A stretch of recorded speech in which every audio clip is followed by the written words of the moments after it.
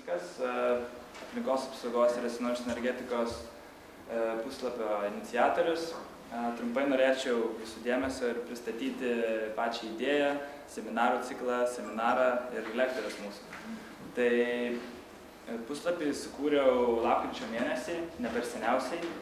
Tai tiesiog norėjau skelbti įvairias naujienas apie aplinkos apsaugą, atsinaujinančią energetiką, nes tai yra man bent jau įdomu ir aš neabejoju, kad daugam tai yra įdomu. Tai ir apie tai nėra labai daug informacijos, būtent lietuvių kalba. Vėliau prie manęs prisijungė kolega Girvydas, fotografas dabartinis. Ir mes pradėjome organizuoti šį seminarų ciklą. Tai jau mūsų 5. seminaras. Ir džiaugiuosi iš tikro gana nemažų susidomėjimų jo. Į kai kuriuos seminarus ateina 80–90 žmonių. Žodžiu, tai jo tikslas ir yra skatinti žmonės domėtis atsinaujinančią energetiką. Pats seminaras šiandien bus, kaip žinot, apie biodujas ir biokurą. Tai aišku, kas tai yra, kaip tai gaminama, kiek tai kainuoja ir galbūt aktualesnes temas paliesim. Tai pavyzdžiui, biodujų naudojimą viešajame transporte, tada biodujų naudojimą iš atliekų po vandens valymo. Ir irgi aktualią temą, tai 2 biokuro katilinių statybas Vilniuje ir Kaune. Ar tai gerai, ar tai blogai, žodžiu, pagrindinius šitos klausimus. Tai va, o mūsų lektoriai bus 2, tai Alvydas Zagorskis, VGTU aplinkos apsaugos katedros docentas ir Lietuvos mokslo akademijos mokslinių darbų laureatas, kuris kalbės apie biodujas beje, ir Remigijus Lapickas, kuris yra Žaliosios politikos instituto direktorius ir steigėjas ir Lietuvos biomasės asociacijos prezidentas. Ir jisai kalbės apie biokurą. Gerai, buvęs. Tai va. Tai dėkoju iš dėmesį ir linkiu turiningo seminaro.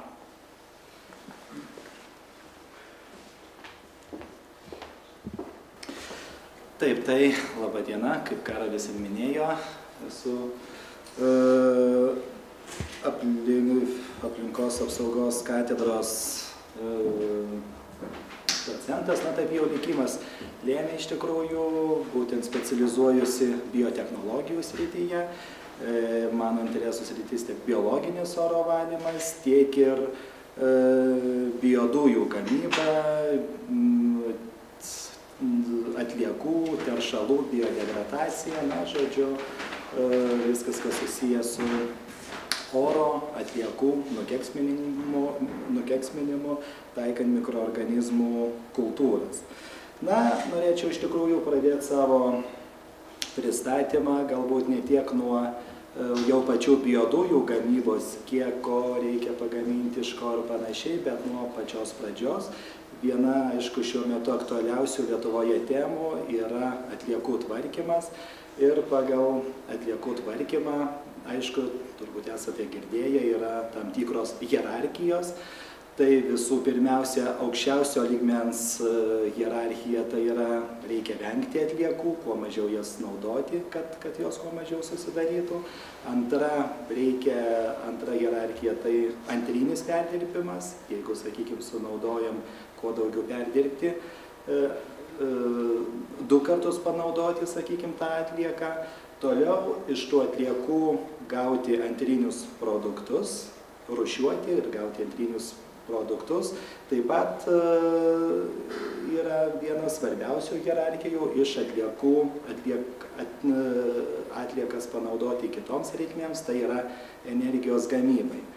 Na ir pati žemiausia hierarchija be abejo šalinimas į sąvartynus. Na, kas liečia atliekų rūšiavimą, šiuo metu jau Lietuvoje pakankamai aktyviai pradedamas atliekų rūšiavimas.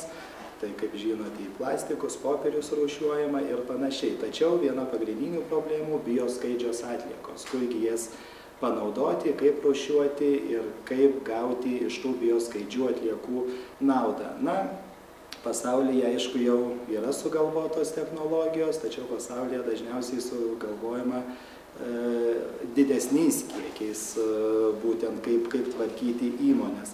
Na, mes iš tikrųjų esame nemažai atlikę ir mokslinių tyrimų, ir vykdę įvairius tarptautinius, nacionalinius projektus, būtent nagrinėdami, bandydami ieškoti, kaipgi galima būtų gauti, pasiekti tą efektyvumą būtent smulkiuose, mažesniuose ūkiuose, kadangi technologijos turi artėti arčiau žmogaus, arčiau jų, sakykime, atliekų tų išsiskyrimo vietų.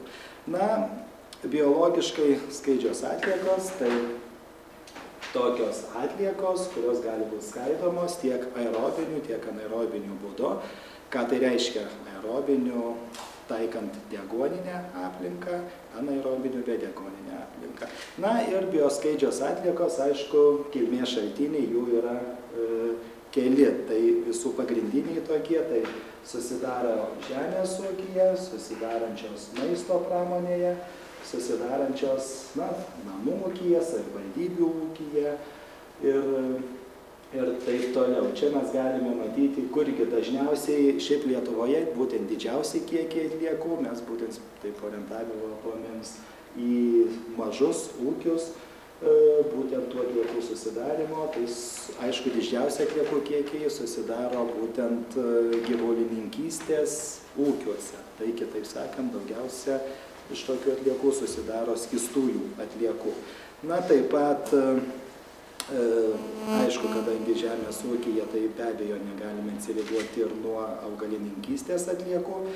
Taip pat, kas liečia maisto pramonėje, tai be abejo alaus, maisto, vaisių, daržovių, žuvies, pieno ir taip toliau susidaro atliekos.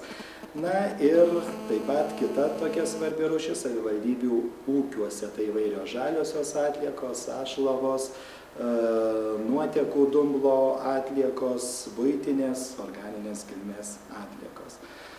Na, kaip ir minėjau, atliekų tvarkymo būdai yra keli. Aišku, pats žemiausias šalinimas į sąvartynus, tręšimas. Atliekas galima mechaniškai apdoroti, gaminti briketus. Vienas iš tokių panaudojimo būdų deginimas, na ir anaerobinis perdirbimas ir aerobinis perdirbimas, apie kuriuos mes šiek tiek pakalbėsime plačiau. Na, būtent biologinio tvarkymo būdo privalumai, tai visų pirmiausia, kad atliekas galime tvarkyti jų susidarimo šaltinyje, nereikia kažkur tai vežti. Aišku, galima kooperuotis, tačiau įrenginiai nėra, sakykime, labai brangus, juos galėtų ir įsidiegti kiekvienas ūkininkas. Be abejo, antra, iš atliekų gaunama nauda. Be abejo, jeigu, sakykime, yra dviejų tipų tokie bioreaktoriai, vieni skystoms atliekoms, kiti kietoms atliekoms. Tai skystoms, sakykime, kaip srutos, žlaugtas ir panašiai, kietosios atliekos, būtent kaip augalinė, žaliosios atliekos ir panašiai. Tai visų pirmiausia, toliau gaunama tiesioginė nauda, tai galime gauti, taikant bioreaktorius, elektros, šilumos energiją bei trąšas. Taip pat pašalinami nemalonūs kvapai, kadangi ant biologinių būdų perdirbant atliekas, su atliekų tas pats kvapas sumažėja moksliniais tyrimais, mes patys tyrėme apie 90% pagal kvapo vienetus.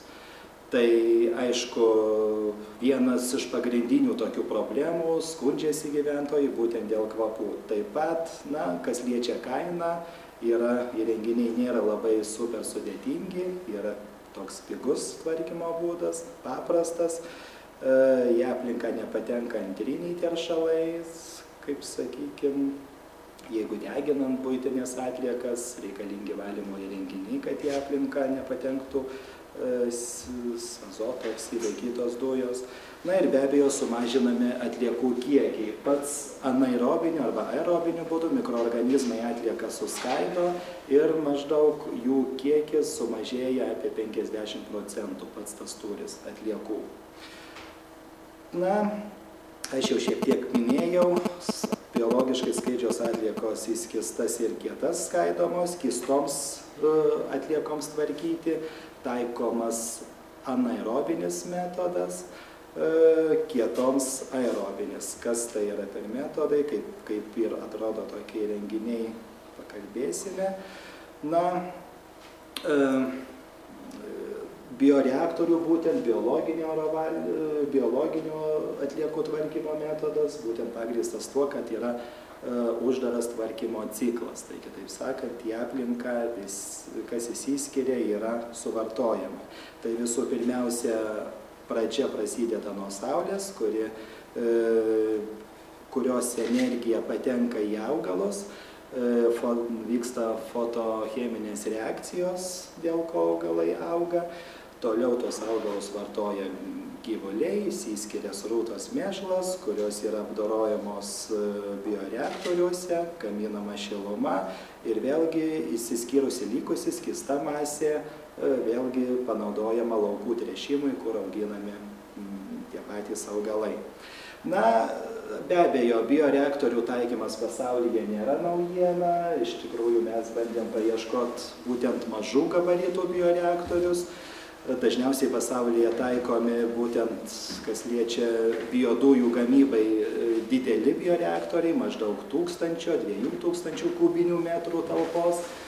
Na, iš tikrųjų, pabandėm paieškoti, kasgi mažuose, sakykime, 100 kubinių metrų, 20 kubinių metrų bioreaktorių taikoma, tai būtent yra Vokietijoje naudojami bioreaktoriai. Na, kas tai yra bioreaktorius, tai tam tikra talpa, į kurią supilamos atliekos, vyksta tam tikros reakcijos, fermentacijos tų atliekų ir ko pasėkoje išsiskiria metano dujos ir jau kurios yra degios, iš kurių gaunama energija.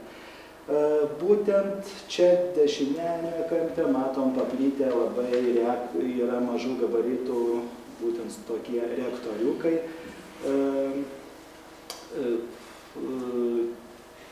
Kinijoje, Indijoje, būtent dėl temperatūros. Tiesiog substratas supilamas į talpą, toliau įskiriamos biodujos, kurios gali būti naudojamos, pavyzdžiui, ne elektros, o būtent degimo viryklėje sudeginamos, galima iš kurių pagaminti maistą.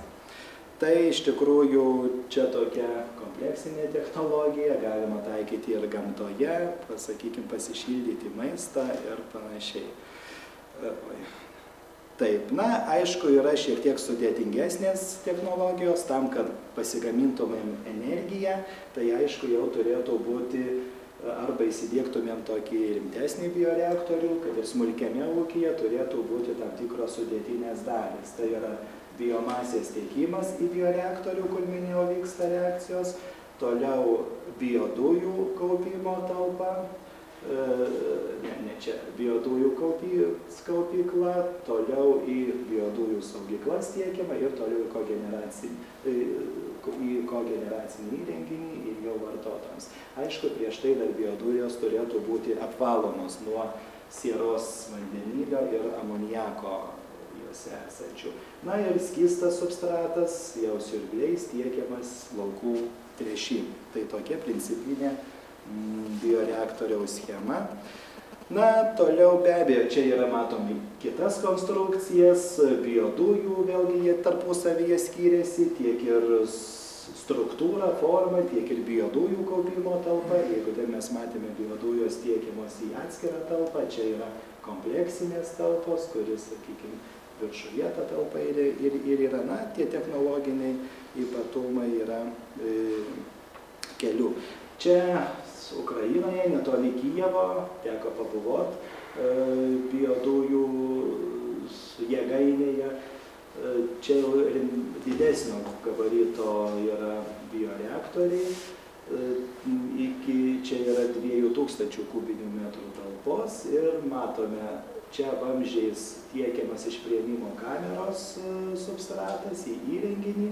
Čia tas mažesnis daiktas yra nusodintuvas, kur po to jau iš bioreaktoriaus atliekos yra nusodinamos ir skystos atliekos į laukus, kietos taip pat tręšimo. Čia šalia yra įrengta kogeneracinė jėgainė, čia stovi kogeneraciniai įrenginiai. Čia tokia technologinė talpa tos saulės jėgainės. Palaikoma temperatūra, čia priėmimo kamera substrato, joje pašildomas oras, mažesnės talpos, toliau jau tiekiamas į pagrindinę talpą, kur turi būti substratas pašildytas iki maždaug 35, čia 37 laipsnių Celsijaus, tam, kad suaktyvint tą mikrobiologinį procesą reaktoriuje. Na ir toliau dujos jau tiekiamos į kogeneratorių, čia yra į nusodintuvą, iš kurio jau išvežamas į laukus. Na, kokiagi nauda iš tikrųjų iš tų biodujų? Iš 1 kubinio metro biodujų galim, yra paskaičiuota, vidutiniškai pasigaminti 2 kWh elektros energijos ir 3,4 kWh šilumos energijos. Na, 1 kubinis metras biodujų daug ar mažai, tai vėlgi ir tiek mes esame atlikę tyrimus.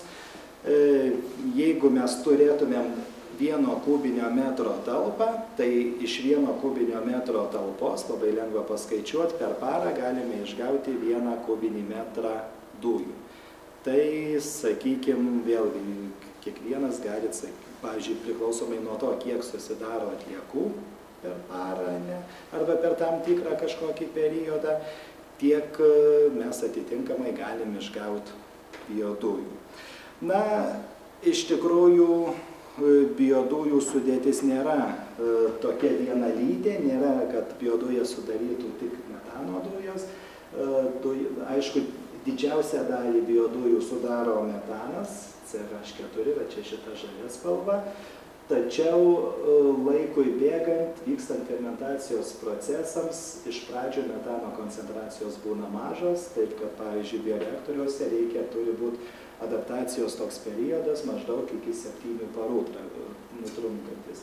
Ir po to vis palaipsniui kitų dujų, pašalinių dujų mažėja reaktoriuje, biodujų sudėtyje ir būtent didėja metano koncentracija. Metanas tai būtent mums svarbiausias parametras, kuris reikalingas biodujų deginimui. Jis yra degus. Na, moksliškai vėlgi yra įrodyta, kai daugiau kaip 55%, jeigu biodujų sudėtyje yra metano, tai tokios biodujos dega.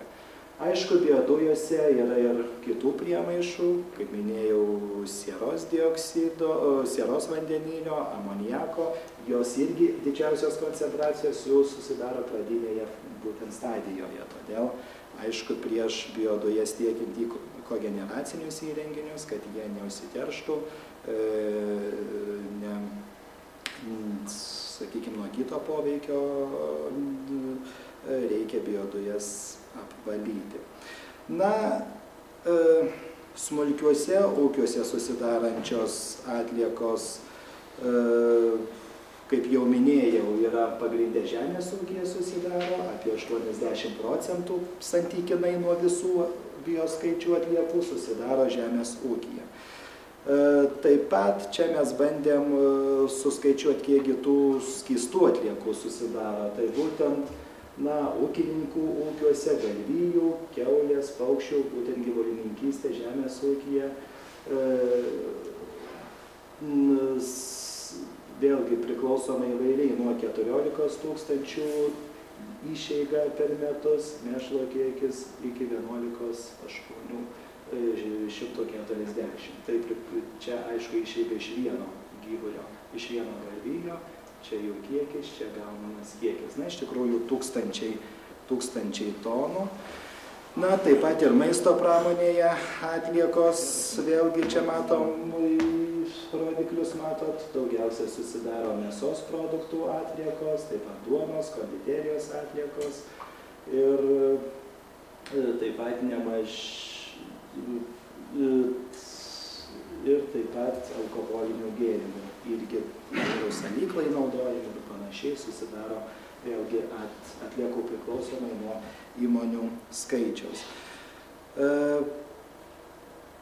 Vėlgi pagal Aplinkos apsaugos agentūros pateikimus duomenis, oficialius vidutiniškai perdirbimui yra pateikta 432 tūkstančiai tonų atliekų. Tačiau vėlgi čia tas skaičiukas gali nebūti toks visai tikslus, kadangi ne visi deklaruoja tas atliekas. Na ir aišku, vėlgi biodujų išeiga priklauso nuo būtent substrato to pačio, nuo jo sudėties ir būtent nuo CN, azoto ir anglies santykio. Vėlgi yra įvairiausios metodikos, kaipgi parinkti optimalų tą santykį, kad gautumėm optimalią biodujų išeigą. Na, kas liečia metano išeigą, bandžiau parodyti, iš kokiųgi daugiausiai atliekų susidaro metano didžiausi kiekiai. Tai mes matome iš, sakykime, tokių atliekų kaip panaudotas aliejus, būtent susidaro metano kiekiai didžiausia. Taip pat, aišku, čia galbūt nepaminėta, biodujos susidaro išeiga ir iš nuotekų dumblo. Šiuo metu taip pat yra labai svarbi problema, nuotekų dumblas, kągi su juo daryti. Vėlgi yra technologijos, kurios leidžia jį panaudoti biodujų gamybai, kadangi tai irgi yra biologiškai skaidi organinė atlieka. Na, čia vėl mes galime pamatyti perdirbimui panaudojamos atliekos, biologiškai skaidžios didžiausi kiekiai vėlgi yra gyvulininkystės savo atliekų audiniai. Perdirbimo, aišku, gyvulinės kilmės pagal reikalavimus turi būti vežamos į tam tikras veterinarijos įmonės, kur jos yra atliekas tvarkančia įmonė, tai tokias kaip Pitinas, kur jos yra perdirbamos. Na, iš tikrųjų, čia mes esame atlikę kažkada tai anksčiau tokius įdomumo dėlį apklausos rezultatus apie pajėgumus, ar planuojate ateityje didinti ūkio pajėgumus, tai maždaug taip, kas liečia žemės ūkyje, 50/50 atsakė, na, maisto šiek tiek pesimistiškesni atsakymai buvo, kad ne. Na ir taip pat apie dujų jėgainės perspektyvas, na, jeigu būtų galimybė, tai galvotų, aišku, apie įsirengimą. Na, aišku, paskui tokį esam atlikę apie panaudojimo bioreaktorių pritaikymo perspektyvas Lietuvoje, tai esam atlikę tokią analizę, būtent ūkių, suskirstę, kiekgi yra ūkių pagal gyvulininkystę, pagal šakas, kiek kokių ūkių Lietuvoje yra. Na, matome, vėlgi dominuoja galvijininkystės ūkiai ir taip pat jų pasiskirstimą Lietuvos mastu pagal galvijų skaičių, pagal dydį. Ir taip pat pasiskirstimą pagal dydžius, tam, kad galėtumėm paskaičiuoti, kiekgi kokiam ūkiui galima pritaikyti biodujų bioreaktorius. Na, taip pat čia matom vėlgi bioreaktoriaus konstrukciją, kuris labiau tiktų smulkesniam ūkiui ir esam paskaičiavę vėlgi išeigą, kiek priklausomai nuo ūkio dydžio, kokį galėtumėm pastatyti bioreaktorių, kokią gautumėm, sakykime, priklausomai nuo ūkio šakos substrato išeigą, kiekis, kokią siūloma įkrova efektyviausia ir toliau jau remiantis tais rezultatais galim paskaičiuoti biodujų išeigą, biodujų kiekis ir kiekį šilumos ir elektros energijos išgautume. Aišku, šiaip kas liečia elektros energijos gamybai, be abejo, mažų gabaritų bioreaktoriai, kurių dydis siekia iki 20 kubų, neapsimoka jų taikyti, kadangi kilovatvalandės galit padalinti iš 24, o ne iš paros valandų skaičiaus galim pamatyti, kiekgi galim kilovatų, kokios galios galim gauti bioreaktorių. Tai aišku, 50 prasideda ekonominis jau šioks efektyvumas grubiai nuo 30 kubinių metrų dydžio. Bet aišku, kadangi atliekų kiekiai yra priklausomai nuo ūkio šakos yra nemaži, taip kad galim lengvai pritaikyti nuo ūkio dydžio. Na, čia vėl toliau atitinkamai pagal kitą substratą esam parinkę, vėlgi išgavimas ir pagal sąlyginį dydį paukštininkystės ūkyje vėlgi atitinkamai matom lentelės, kiek galima ko išgauti. Na, kas liečia kokiagi nauda, tai aišku tokia netiesioginės, tiek tiesioginė, tiek netiesioginė, smulkaus ūkio maisto pramonės modernizavimas, propaguojama ekologinė žemdirbystė, energijos išgavimas, anaerobiškai skaidžios atliekos. Na, biodujų potencialas Lietuvoje nėra didelis, aišku, šiuo metu jisai auga, mus iš tikrųjų lenkia ir Latvija, kurioje jau yra įrengta virš 100 biodujų jėgainių. Lietuvoje yra tik tai 14 biodujų jėgainių, tai iš tikrųjų yra kur tobulėti, lyderiauja šioje srityje Vokietija, kurioje yra 29%. Na ir be abejo bandėm tokią apskaičiuoti naudą, dauginom, paėmėm atliekų kiekį 500 kg per parą, vienodą atliekų kiekį, įvairias pramonės šakas, bioreaktoriaus tūrį, parinkom tokiam kiekiui ir čia matome, kiekį mes gaunam energiją kokią gauta, kilovatais ir čia litais paskaičiuota ekvivalentas. Na, be abejo, biodujų taikymas yra efektyvus ir aplinkosauginiu požiūriu, deginant tiek dujas, biodujas, tiek biokurą, į aplinkos orą įsiskiria mažiausiai teršalų, palyginus su skystu kuru, mazutu, kur dar sieros oksidai įsiskiria ir panašiai. Na, toliau kietų atliekų tvarkymui naudojamos, aš šituoj pabandysiu greitai pralėkti, kompostavimo technologijos. Čia jau, sakykime, jeigu susidaro kietosios, tokios kaip žaliosios atliekos vien tik, be abejo, tuomet jau reikėtų naudoti kitas technologijas. Palaikoma jau termofilinis režimas, 70 laipsnių Celsijaus temperatūra, kur mikroorganizmai per parą suskaido būtent tas organinės atliekas iki, sakykime, trąšų, iki tam tikrų substratų, kurias jau galima toliau arba tręšti, arba panaudoti deginimui. Vėlgi, čia bandėm tokią kompostavimo tos įrenginius pasižiūrėti, kiekgi tokių įmonių, kaip galimų vartotojų, kiekgi juose susidaro atliekų ir pritaikymo galimybės. Čia matom, kaip atrodo iš atliekų, po 24 valandų gautas substratas. Na ir toliau jau bandėm būtent vėlgi paskaičiuoti, kiekgi iš perdirbamo atliekų kiekį gauname. Na, šiaip pačių atliekų kiekis sumažėja apie 90% būtent kompostavimo reaktoriuose.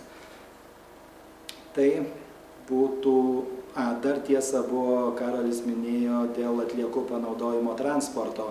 Be abejo, tai yra biodujų panaudojimo. Biodujas, aišku, bioreaktoriaus automobiliuose neįrenginėsim, tačiau biodujas, tam, kad jas panaudot transporto priemonėse įmanomas variantas, naudojamos jos, tačiau reikia prieš tai jas išvalyti iki nuo sieros, kaip jau minėjau, sieros vandenilio, amoniako teršalų ir be abejo skystinti.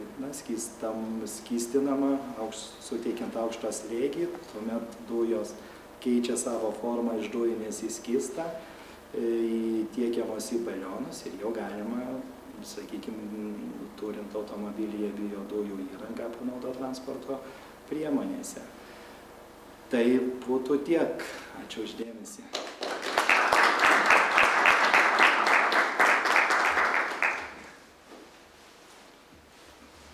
Tai dabar turbūt klausimai iš nežinau. Ar bus? Paliekam pabaigai. Gerai.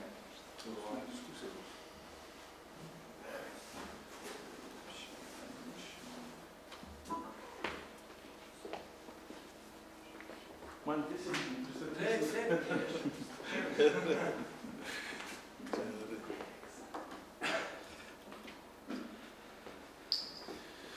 Labas vakaras, kaip čia pavadinti, klausytojai, studentai, reiškia, netaip dažnai skaitau paskaitas būtent tokia auditorija, tai yra auditorija neprofesionalų, kuri, tarkim, neturi kasdien sąlyčio su ta tema, kurią šiandien kalbėsim.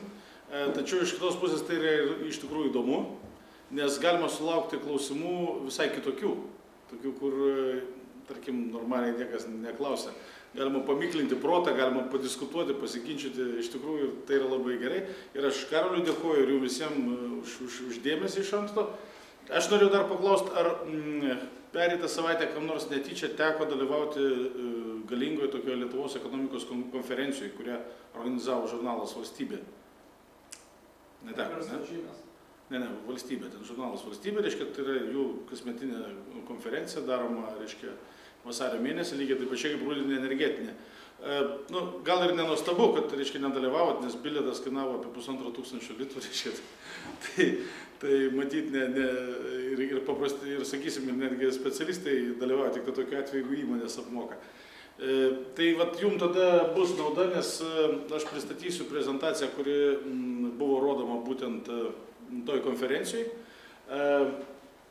Ją pristatė mūsų asociacijos dabartinis prezidentas Virginijus Ramanauskas, aš asociaciją Litbioma vadovavau 11 metų ir pereitais metais savanoriškai po 3 kadencijų ir pradinio dar investicinio laikotarpio atsistatydinau, nes manau, kad tikrai, reiškia, yra ir daugiau žmonių, kurie gali užsiimti tą veiklą. Jau labiau, kad biomasės energetikos plėtros etapas pirmas mano supratimu pasibaigė ir tą aš jau pabandysiu įrodyti savo prezentacijai. Dabar baziniai dalykai, reiškia, kadangi neprofesionalai, tai sustarkim dėl tam tikrų savokų, apie ką mes šnekam. Reiškia, jau girdėjot apie biodujas, tai biomasė iš principo turi 3 pavidalus. Yra kietoji, skistoji ir biodujinė. Biodujos yra biodujinis tas biomasės variantas. Aš kalbėsiu apie kietąjį biokurą arba kietąją biomasę, kuri naudojama šilumos ir elektros gamybai pagrinde. Variantai po to dar irgi kitokie įmanomi visokiausiai. Ir dar skistoji dalis, apie kurią ir gerbiamas daktaras šiek tiek buvo užsiminęs. Tai yra biodegalai, jie vadinami biodegalais. Pirmos kartos biodegalai gaminami iš tokių labai įprastinių kultūrų, maistinių kultūrų, tarkim kaip rapsas, rapso sėklos arba grūdai. Iš grūdų gaminamas bioetanolis, iš rapso gaminamas biodizelinas. Tačiau ir netgi mūsų, sakykime, atsinaujinančios energetikos ir biomasės energetikos fanų nuomonė, biodegalai yra atskira istorija šiek tiek, nes pirmos kartos biodegalai jie labai kritikuojami ir pagrįstai kritikuojami dėl to, kad vadinamas energetinis balansas yra praktiškai neigiamas. Tai yra, norint išauginti tiek grūdų, kad pagaminti 1 toną biodegalų, reikia praktiškai su traktoriais ir visai kitais mechanizmais išdeginti irgi beveik 1 toną. Tai yra darbas dėl darbo ir praktiškai Europa iš tikrųjų atsisako šitos idėjos.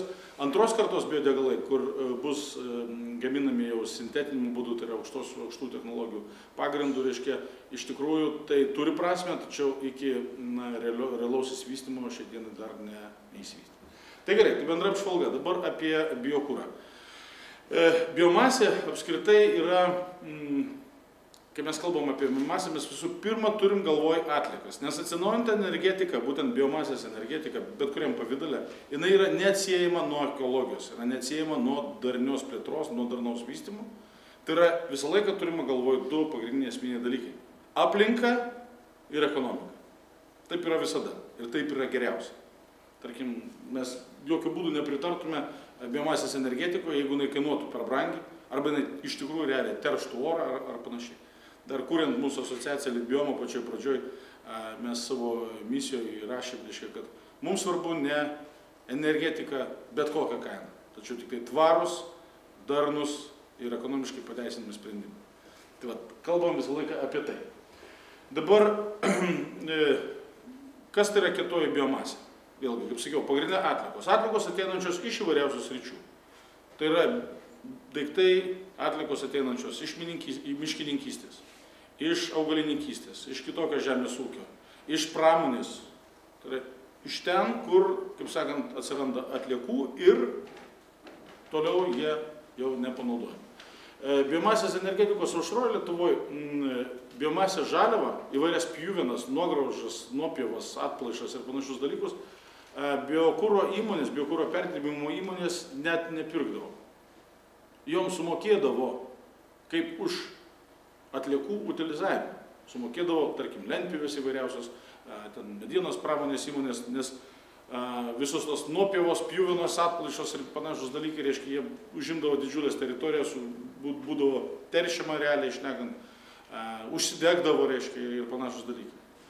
Dar jeigu kada nors turėsit tokią galimybę, egzotikos tokios, reiškia, jeigu netyčia būsit buvusiai Tilžiai, dabartiniam Sovietskam, Kaliningrado srity, to ten yra toksai uždarytas žymusis Kaliningrado CBK, reiškia, celiuliozės popieriaus kombinatas.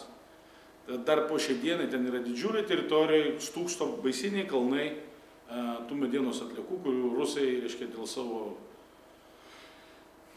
tingumo ar kitokių savybių, nežinau, reiškia, jie po šiai dienai neutilizuoja ir tai yra iš tikrųjų ekologinė tragedija. Tai vat, biomasės energetika iš principo išsprendė šitą klausimą. Jinai padarė tai, kad šiai dienai biomasės žaliava, biokuro žaliava yra prekė, o ne atlieka. Atsirado visai kitas, kaip sakant, užtaisas. Ir ekonominis ir kitoks. Tai va, biokuras naudojamas Lietuvoje jau daug metų. Pirmi biokuro katilai buvo pradėti statyti dar netgi sovietmečių. 1988 metais Biržuose atsistojo pirmas automatizuotas biokuro katilas. Jisai, kaip sakant, buvo be abejo importinis, reiškia. Vėliau vystėsi Lietuvoje pagrinde Šiaurės Europos šalių vyriausybių įvairių programų dėka. Jūs atsimenat tokios programos, galbūt atsimenat FARE buvo ir panašus dalykai, reiškia. Tai vat, skandinavai mums dovanojo šitas technologijas ir rodė kelią, kaip galima pigiai vietinių kurų šildyti, spręsti visų pirma šilumos, apsirūpinimo šilumą klausimą. Tai vat, visą šią istoriją, tarp kitko, galite paskaityti, šiandien į savo rankas gavau tokią knygelę, tiesa, jinai išleista tokių gan ribotų tiražų, apie 1000 vienetų, Lietuvos energetikos istorija, 5 tomas, nuo 1990 iki 2014 metų. Ten yra ir mano straipsnis apie Lietuvos biomasės energetikos vystymąsi ir apskritai, jeigu domitės kažkokiu tai kampu energetika, tai yra visai įdomus ir turiningas leidinys, kadangi parašytas specialistų, kiekvienos srities, reiškia, nesvarbu, ar tai būtų vėjas, ar hidroenergetika, ar saulė, ar geotermija, ar dar kažkas. Tai va, dabar šiandien aš pakalbėsiu apie 3 dalykus, reiškia, apie tai, kad biokuras yra pats naudingiausias Lietuvos ekonomikai ir nepriklausomybei, kaip kuro rūšis. Ta turim galvoje. Taip pat apie tai, kaip biokuro vystymas skatina Lietuvos mokslą, įgalina mus eksportuoti technologijas ir kad biokuras iš tikrųjų yra visiška alternatyva dujoms, nesvarbu, iš kurios ateitų, ar iš rytų, ar iš vakarų. Iš karto pasakau, kad mūsų asociacija, biomasės energetikos visuomenė Lietuvos, mes neprieštaravom niekada suskystintų gamtinių dujų terminalų idėjai, kaip po tokiai, kaip nepriklausomybės, energetinės nepriklausomybės vienai iš sudedamųjų dalių, tačiau mes kėlėm pagrįstus klausimus ir dabar kėlėm. Ar iš tikrųjų terminalas turėjo būti toks, koks jis yra, tai yra toks didelis, ar jis turėjo kainuoti tiek, jis dabar kainuoja, tai yra 500 000 litrų per dieną, reiškia, ir kas iš to gavosi. Iš to gavosi, kaip visada, ne iki galo suprasti, pamatuoti dalykai. Jeigu bus įdomu, galėsiu papasakoti. Tai va, bet alternatyva biokuras be abejo yra ir tai yra akivaizdu. Kodėl? Visų pirma, todėl, kad biokuras Lietuvoje natūraliai yra pigesnis už bet kurį importuojamą iškastinį kurą. Ir nesvarbu, importuojama ar netgi vietinį. Jūs žinot, kad nedidelį kiekį naftos Lietuva pati išgauna, ten nykstami mažą kiekį, reiškia, bet už bet kurį iškastinį kurą biokuras yra pigesnis.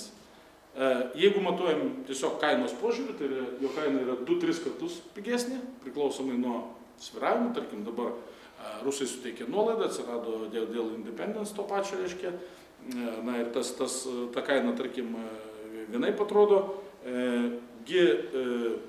tarkim, buvo laikotarpiai, kai biokuras buvo 3 kartus pigesnis, skaičiuojant per, sakykime, toną naftos ekvivalentą. Tačiau jeigu mes įvertinam biokuro visą procesą ir jo naudą Lietuvai, tai mes atrandam, kad makroekonominė vadinama ta kaina arba realios naudos, reali nauda, realios naudos kaina yra 4-5 kartus pigesnis biokūras negu iškastinis kūras, importuojamas dujos. Kodėl? Todėl, kad biokūras tai yra vietinis kūras, kurį mes gaminam čia pat vietoje. Reiškia, mes kūrėm darbo vietas čia, Lietuvoje. Mokesčiai visi mokami Lietuvoje. Tarkim, investicijos daromos Lietuvoje. Pinigai už kūrą mokami Lietuvoje, jie neiškeliauja į Maskvą. Tarkim, į Maskvą, pagrindinį Maskvą. Nes Lietuva, kaip žinai, importuoja į metus šiai dienai apie 2,5 milijardo kubinių metrų dujų, buvo laikotarpiai anksčiau, kai importavom 3,5 ir 4 milijardus kubinių metrų dujų. Iki 3-4 milijardų dolerių kasmet iškeliaudavo į užsienį. Ką tai reiškia? Tai reiškia, mūsų vidaus produkto sukurto pinigai, reiškia, mes juos elementariai atiduodam. Eksporto importo balansas Lietuvos, reiškia, pažeistas. Tai va, tai čia esminiai yra dalykai ir todėl biokūras natūraliai yra vystytinas ir kaip sakant, puoselėtina kūro rūšis. Na ir kas be ko, kaip aš minėjau, visą laiką mums svarbu darna, tai yra atsinaujantis energetikos šaltinis, jisai yra netaršus. Pagal juridinį įvertinimą ir apibūdinimą CO2 deginant biokūrą yra lygus 0. Ką tai reiškia? Tai reiškia, kai mes deginam, be abejo, CO2 įsiskiria. Bet tas CO2, kuris įsiskiria, jis yra iš atmosferos vėl tų pačių augančių augalų, medžių, tarkim, paimamas atgal. Mes naudojame medieną, vėl deginam biokūrą, įsiskiria, vėl grįžta atgal. Sukasi amžinasis ratas. Kai mes ištraukiam iš po žemę naftą, dujas, anglį, akmens, mes paleidžiam papildomus didžiulius CO2 kiekius ir apskritai šiltnamio efektą sukeliančių dujų kiekius į atmosferą. Ir taip gadinam savo, kaip sakant, gimtuosius namus, savo žemę, dėl ko kyla pasaulinė temperatūra, vyksta klimato kaita, dėl ko mūsų žiemos yra dabar tokios, kokios matau dabar. Nežinau, gal tai ir nėra blogai lietuviam, reiškia, iš komforto požiūrių, bet iš tikrųjų tai yra labai blogai. Tai vat, toks dalykas. Reiškia, jeigu mes naudotume tik tai centralizuoto šilumos gamybą Lietuvoje, 70% reiškia biokūrą, mes kasmet sutaupytume 130 milijonų eurų. Šiai dienai dėja šitas skaičius dar yra nepasiektas, tačiau mes sparčiai to siekime. Kokį efektą realiai duoda biokūras kiekvienam piliečiui, kiekvienam miestui, kur jisai kūrenamas ir panašiai. Jisai duoda elementarų sutaupytų pinigų, kurie lieka žmonių kišenėse efektą. Tai yra labai svarbu. Mes gyvenam tokioj geografinėje platumoje, kur išlaidos šildymui yra iš tikrųjų didelis. Nežinau, kiek jūs jau savarankiškai, reiškia, kaip sakant, atsiskaitote su energetinė kompanija, reiškia, bet kokiu atveju, aš manau, suprantat ir žinot, reiškia, kad tos sumos iš tikrųjų pakankamai didelis. Tai kiekvienas, tarkim, procentas ar 10% pigesnės šilumos, tai yra pinigai jūsų kišenė, kuriuos jūs galite išleisti kitiems savo poreikiams. Tai yra puiku. Tai vat, šiai dienai situacija yra tokia, kad, reiškia, tie miestai, kurie šildosi biokūrų, tokių yra labai daug miestų Lietuvoje šiai dienai jau, jie turi maždaug 30% mažesnę šilumos kainą. Ir atvirkščiai, tie, kur vyrauja dujos, reiškia, šilumos kaina yra brangesnė. Tarkim, čia aš pateikiu tam tikrus pavyzdžius, prieš tai buvo Jonavos šilumos tinklų pavyzdys. Jonava ilgą laiką kūrenosi dujomis, po to per praktiškai porą metų įsidegė, šiai dienai turi 3 biokūro katilus, 80% šilumos gamina iš biokūro. Ir vat, kainos, reiškia, kritimai jūs matote akivaizdžiai. Lygiai tas pats yra akcinė bendrovė Šiaulių energija. Įdiegus iš pradžių kogeneracinė jėgainė, kur iš biokūro buvo gaminama ir šiluma ir elektra, po to papildomai pastačius dar vieną biokūro vandens šildymo katilą. Reiškia, miestiečių sąnaudos šildymui gerokai sumažėjo. Ir, pavyzdžiui, palyginimas akivaizdus, kaip sakiau, yra miestai tie pirmūnai ir miestai, dėja, kaip jūs pavadinti, reiškia, lūzeriai, jūs sakot, ne? Tai va, tai dėl kažkokių tai priežasčių yra tokių miestų, Prienai vieni iš jų gaila, labai gražus miestelis, puikūs žmonės gyvena, bet kenčia po šiai dienai, dėl matyti neatsakingos prieš tai buvusių politikų veiklos, reiškia, ir vis dar kūrenasi dujomis ir palyginti su molėtais, kurie vieni pirmųjų pradėjo naudoti biokūrą. Tai vat, skirtumas jums yra akivaizdus. Reikia tik tiek pasakyti, kad tiek Prienuose, tiek tarkim Šalčininkuose, kurie buvo tokie paskutiniai visiškai be biokūro katilų, jau situacija keičiasi, jau dabar statybos vyksta. Tai nors tiek yra gerai. Dabar, jeigu mes palygintume iš tokios ilgesnės perspektyvos kelių metų, reiškia, tai vėlgi matome, kaip keitėsi situacija, reiškia, Kauno mieste.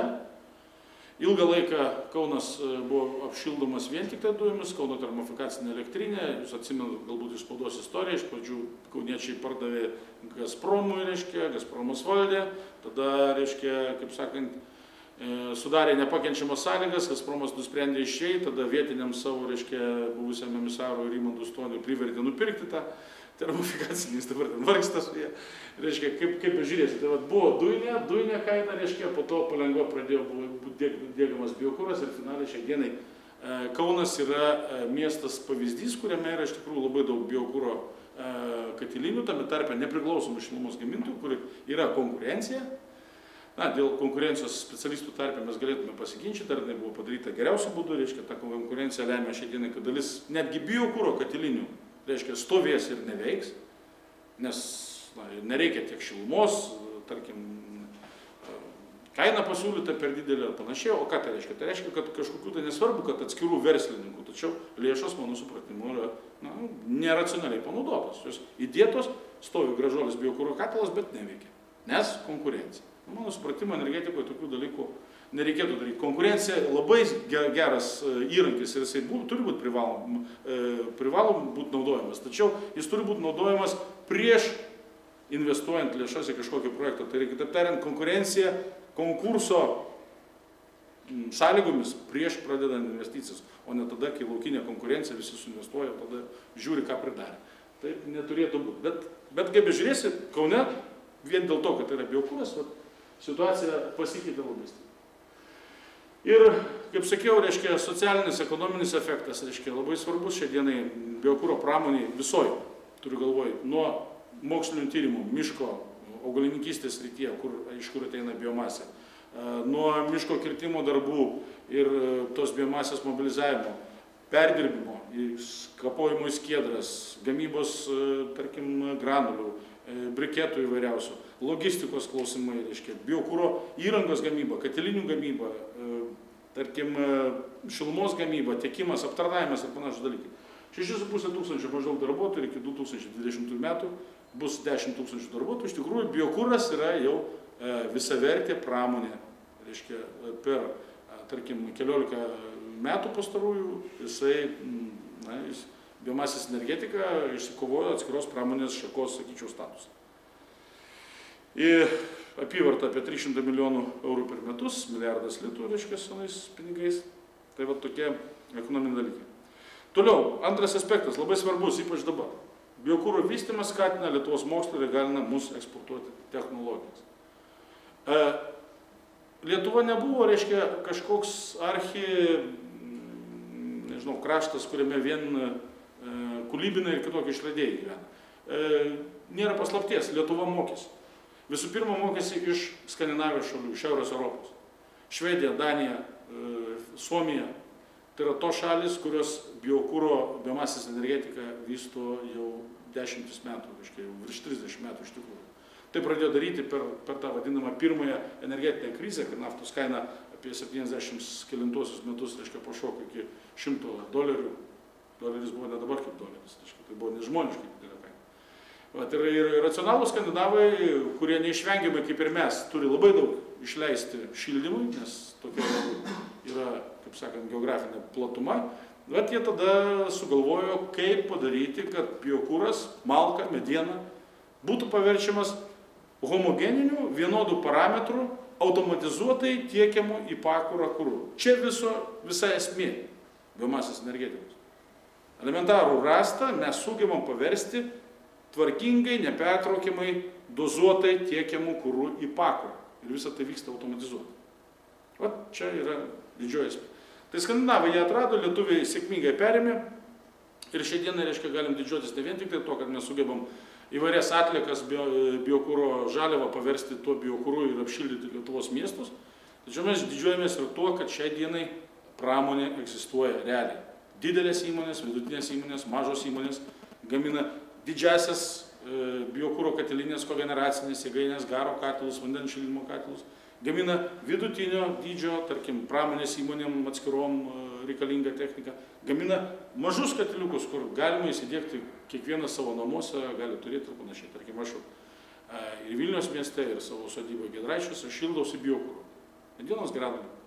Labai patogu, labai smagu, namas kvepia. Siūlau ir visiems pagalvoti visada apie tai, kuo šildotės, reiškia, ir prisiminti. Mums tai ne naujiena, lietuviai visada šildės biokuru, malkomis, turiu galvoje.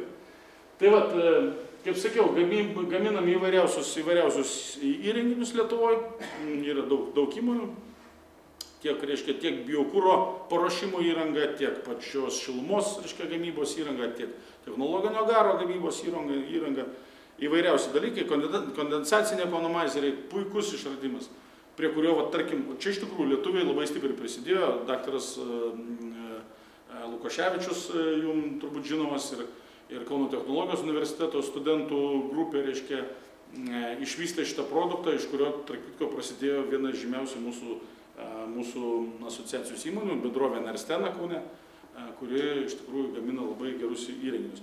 Tai tas kondensacinis ekonomizeris sugeba nuimti, vadinkime, energiją iš dūmų, kurie su garu būdavo anksčiau išmetami į atmosferą. Biokuro, ypač to žemiausios kokybės biokuro, medienos kedros, reiškia, toks, sakysim, ypatybė yra tokia, kad jinai yra drėgna. Iš miško skiedrą atvežė, reiškia, žiemą jinai yra 50% drėgnesnė, vasarą, tarkim, 35–40%, bet tai reiškia, kad tu pusę mašinos veži vandenį, iš tikrųjų. Ir tai yra didysis ir logistinis iššūkis ir visa kita. Tai natūralu, kad didelė dalis energijos visų pirma išeina išgarinimui to vandens, o paskui tik tai jau suoja degioji medžiaga, kaip sakant, tarnauja šilumos gamybai. Va, bet išgarinimo šiluma kartu su garais, reiškia, išeidavo į viršų. Tai tas kondensacinis ekonomizeris sugeba tą išeinančią energiją, reiškia, sugaudyti ir, kaip sakant, paversti naudingąją šilumą. Toliau, bendradarbiavimas be abejo įvairiuose srityse, tiek su inžinieriais, reiškia, tarkim, tos tokios taikomosios pakraipos KTU, VGTU, reiškia, tiek Miškų institutas, Lietuvos žemės ūkio universitetas. Ne, visur iš tikrųjų yra reikalų su biomasės energetika, todėl mes ir sakom, kad šita pramonės šaka yra neatsiejama nuo mokslo. Jinai gali gyvuoti tik tai kartu su mokslu. Jinai kelia uždavinius mokslo ir iš kitos pusės naudojasi mokslo laimėjimas. Tai yra iš tikrųjų, ne, toks neužmušamas, reiškia, labai stiprus receptas, užtaisas, reiškia, ir aš dėl to drąsiai teigiu, kad biomasės energetika labai ilgai gyvos. Darbai vertinami, jūs kaip žinot, kasmet, reiškia, Lietuvos pramonininkų konfederacija turi tradiciją teikti tam tikrus apdovanojimus už geriausius metų išradimus arba produktus pateiktus įvairiuose kategorijose. Tai vat, jau mūsų pramonės atstovai yra pelnę 20 aukso medalių, 3 sidabro medalius. Kitaip tariant, mūsų gaminama įranga yra pasaulinio lygio tikrai. Jau tai reiškia, kad jinai gali būti eksportuojama. Ir matote, eksporto apimtis, kaip sakiau, jeigu apyvarta, reiškia, metinė yra apie 300 milijonų eurų, tai šią dieną, tarkim, mes jau svajojame apie tai, kad šiais metais galbūt trečdalis ar netoli to gali būti yra eksportuojama.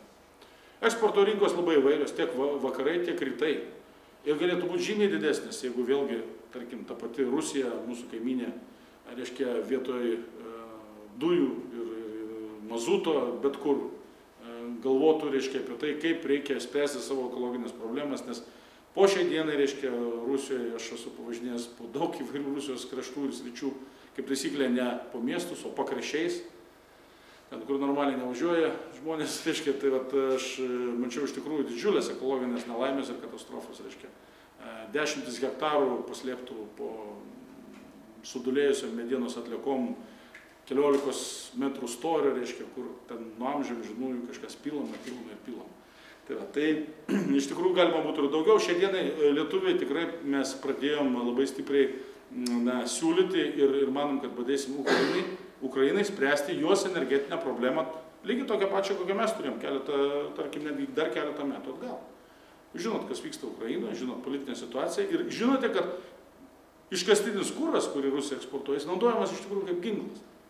Tai vat, ukrainiečių, reiškia, galimybė, tarkim, naudojant savo vietinį biokūrą, galbūt ne vien tik medieną, nes jie labai žymus yra savo laukais, savo agro verslu, savo grūdinių kultūrų verslu.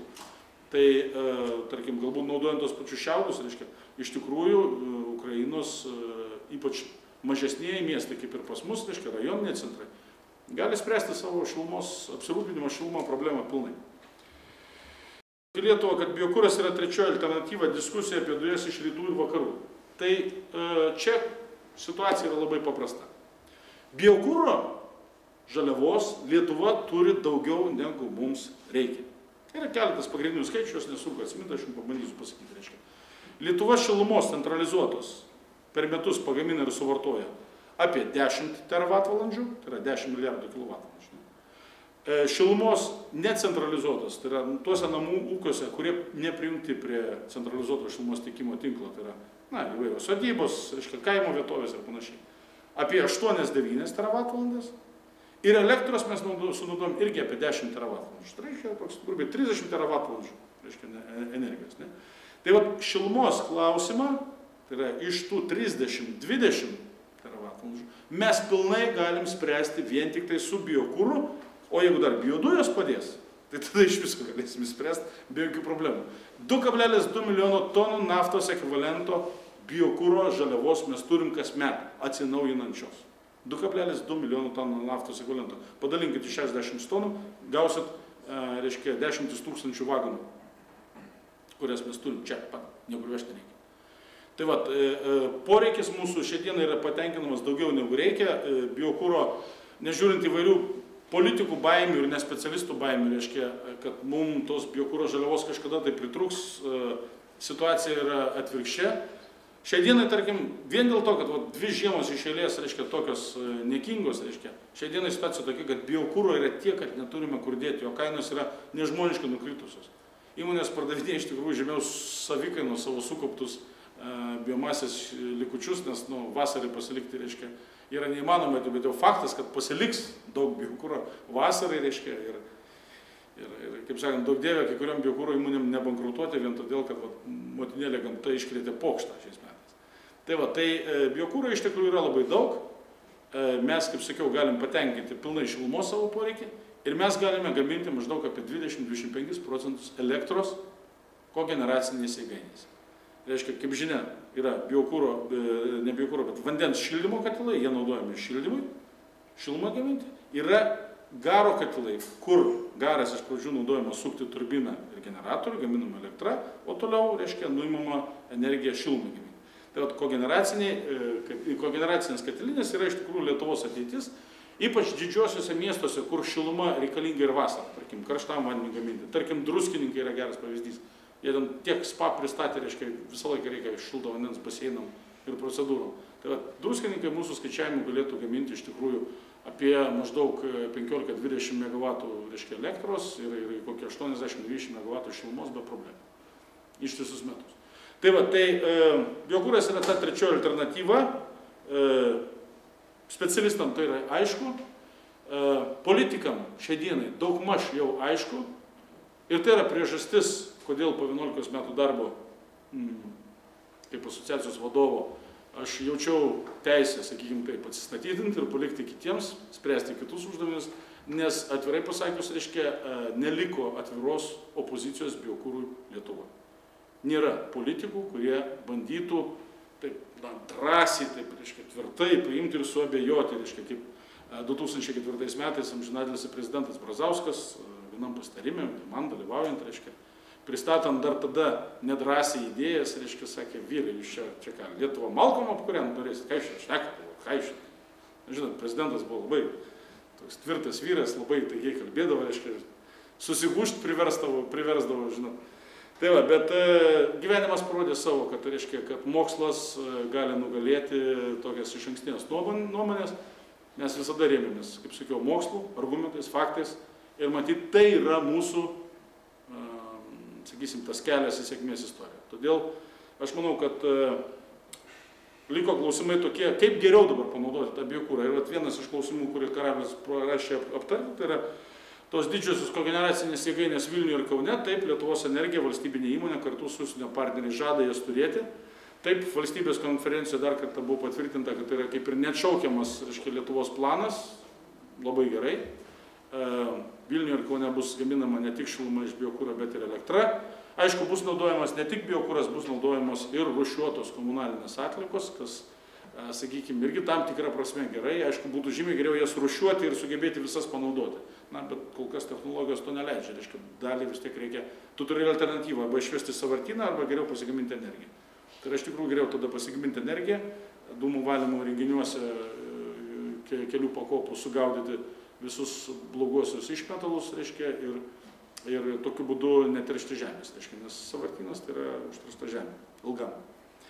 Tai va, tokia žodžių situacija, na, keletas čia skaičių, reiškia, mes praktiškai visus šitos skaičius esam pasiekę, jau šiais metais, čia 20 metais mums reikia pasiekti, bet jau šiais metais po šio šildymo sezono mes centralizuotų šilumos iš biokūro turėsime maždaug apie 55% ir iki 23% mums trūks, jeigu trūks ten kelių šimtųjų. Reiškia, praktiškai mes jau pasiekėm. Tikslai buvo Lietuvos ne per daug ambicingi, reiškia, reikia siekti toliau. Na, naftos barelio kaina, kaip sakant, šokinėja aukštyn žemyn, reiškia, dabar yra fazė, reiškia, tos kainos kaip ir kritimo, mums tai sukelia tam tikrų įtampų galbūt, reiškia, nes visi buvo įpratę, kad biokūras 3 kart pigesnis negu dujos, dabar tik 2 kart pigesnis negu dujos. Nu, atsiprašom, yra kaip yra. Va, ir tai, ką aš norėjau, kaip sakant, jums pasakyti. Ne, jokių būdų, kaip sakau, dar kartą kartoju, labai primiktinai, nemenkinant to Lietuvos pasiekimo, to laivo, reiškia, kuris tikrai turi prasmę, reiškia, kaip bežiūrėsi. Ir be abejo, nemenkinant kaimynų kaip po kaimynų. Su kaimynais reikia gyventi ir sugyventi, reiškia, mūsų tokia politika turėtų būti. Tačiau šita krūva lietuviškos kedros, jinai iš tikrųjų gali suvaidinti ir suvaidino jau labai didelį vaidmenį. Iš principo, biokūras Lietuvoje nugalėjo Gazpromą. Ir šitoj pafrontės zonoje tarp rytų ir vakarų, tarp Azijos ir Europos, tarp Europos Sąjungos ir vadinamos NVS zonos, tai yra didžiulė pergalė. Tom mes, biomasės energetikos fanai, sakykime taip, mes pagrįstai didžiuojamės. Tai ačiū Jums uždėmesi.